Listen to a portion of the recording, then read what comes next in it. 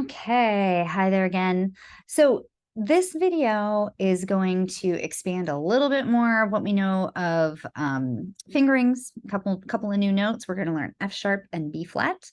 And that way you'll at least be able to do a couple of different scales with your students. G, F major, you'll be able to do B flat major and C. So just the basic ones. And then we're going to talk a little bit about slurs and some high register intricacies. So I'll give you a little exercise on octaves that's really good for lip flexibility.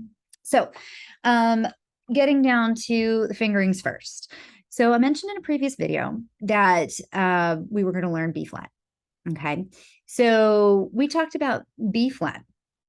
And you've probably seen it in the book already. There are 3 different fingerings for B flat. So the one that is usually taught in most method books is what we call the 1-in-1 B flat. So first finger, and your thumb, okay, with the pinky, okay. So 1-in-1 B flat,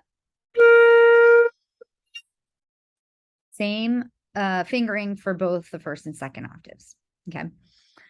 Now, there are other gadgets and keys, okay, that will give you a B flat, and they all have different uses, okay. So one of the most popular versions is the thumb B flat.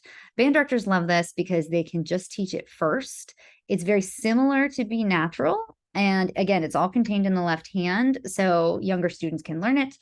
The trouble comes when you're playing, something that needs a B natural, like if you're in C major, then you have to actually move your thumb.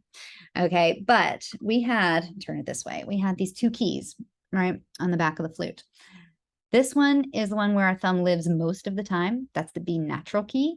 And then this other bubble here is B flat.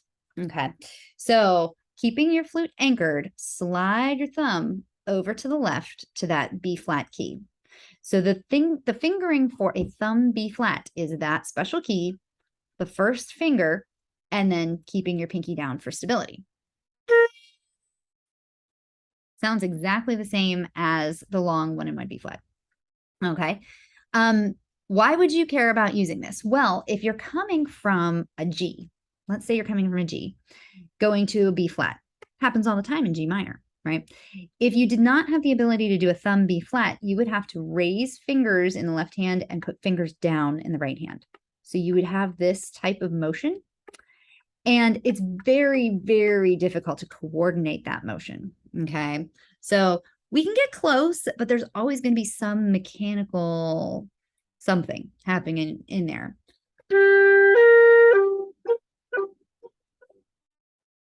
There's just a little bit, and it's simply the key work. One of my teachers said, I don't care if you're James Galway, it's going to be really hard to make that happen smoothly.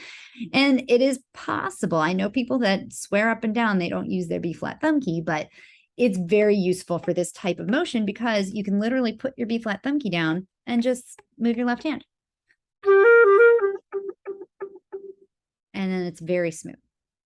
So that's one good use of the B flat thumb. The third fingering for B flat involves this lever that we discussed earlier. So that fingering is thumb, either key, doesn't really matter, but I'm just going to use the regular B natural thumb key for this. So B natural, first finger, and then the lever and the pinky. So instead of putting your first finger down on this key, you're basically using this lever key that moves your A sharp. Okay. This is actually my preferred fingering for B flat and A sharp. Theoretically, they all sound the same. And you've probably already been thinking, oh yeah, they're identical. They sound identical. This is true. However, if you're putting down fingers in this key, in this hand, the right hand, you're actually closing 1, 2, 3 keys all at the same time. And if you're putting your lever down, you're only closing 1. So presumably they sound the same, but there may be some small differences in timbre, especially among different brands of flutes.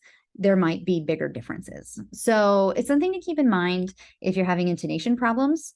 In your ensemble, the lever B flat is often easier to bend, okay, to try to lip up.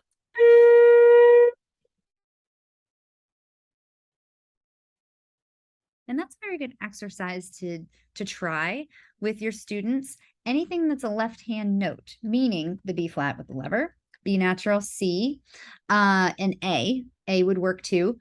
Trying to kind of get as low as you can get, you know, as we were doing that, moving our air up and down our hand, blowing down at your elbow versus up toward your fingertips. Seeing how flexible that can be is a really good exercise for your students. So,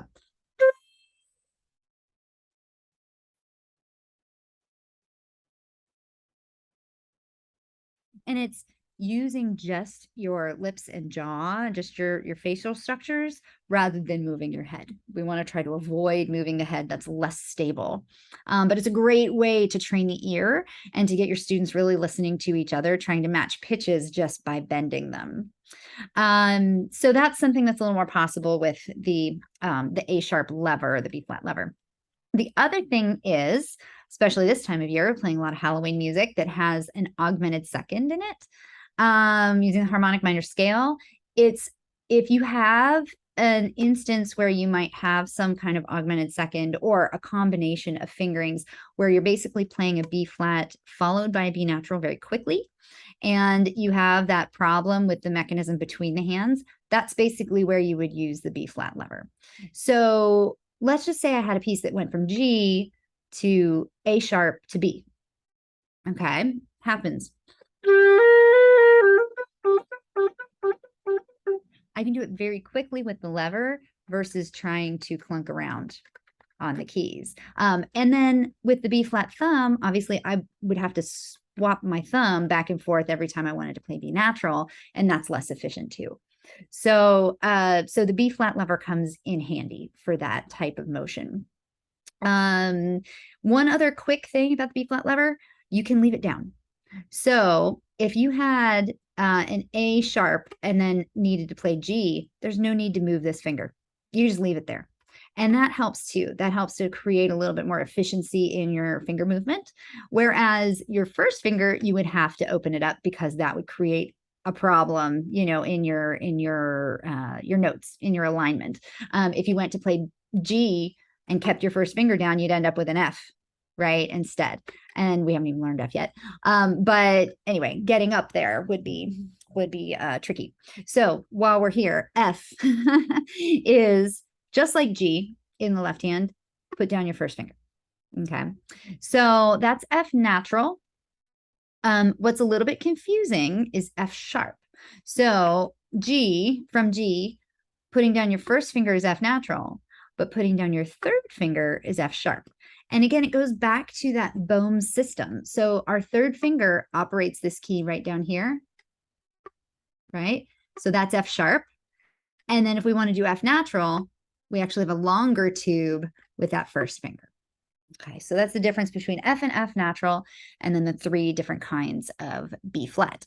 So now you should be able to do G major, C major, F major, and B flat major with those keys, or sorry, those notes that we've learned, those fingerings that we've learned. Okay, so let's just talk for a second about lip flexibility and about slurs. So articulation wise, we've learned single tonguing and we've learned double tonguing. We're also going to have to slur. And slurring on the flute is like any other woodwind instrument. We are using the same airstream and not interrupting the airstream with our tongue when we change notes.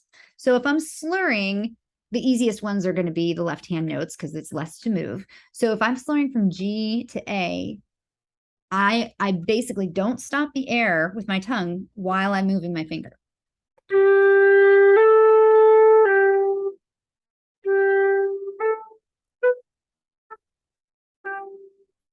I can move between notes that are not stepwise too.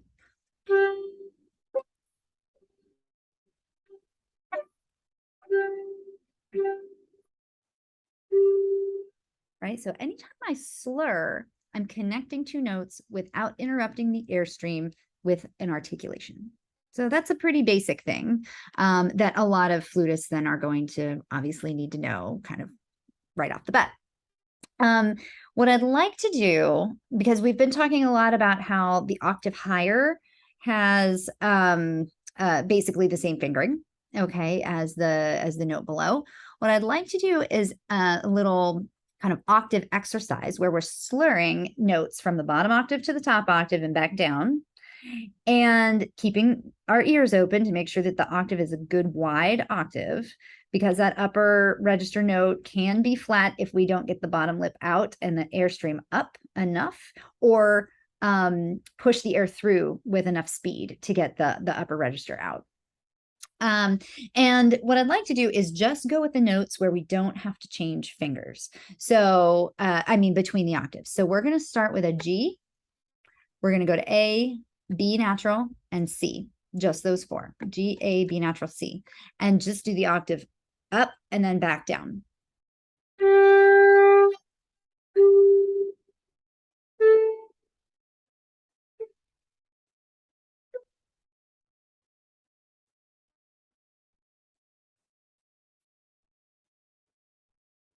So it's just four notes with the octave slur, but even that is going to be taxing on a young player's embouchure, and it really gives them a good idea of how wide or how far their lip has to come out to get the air up over the flute.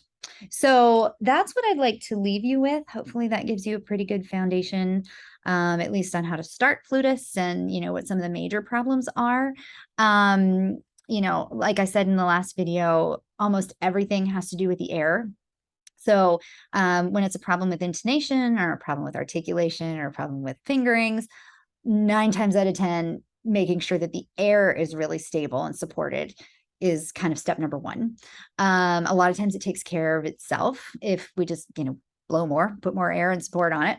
And then from there, we can kind of troubleshoot, with fingerings, with lip placement, with, more support, less support, the soft palate, all kinds of good things, tongue placement, things like that, depending on what we need to do and where we need to go. So hopefully this was helpful to you.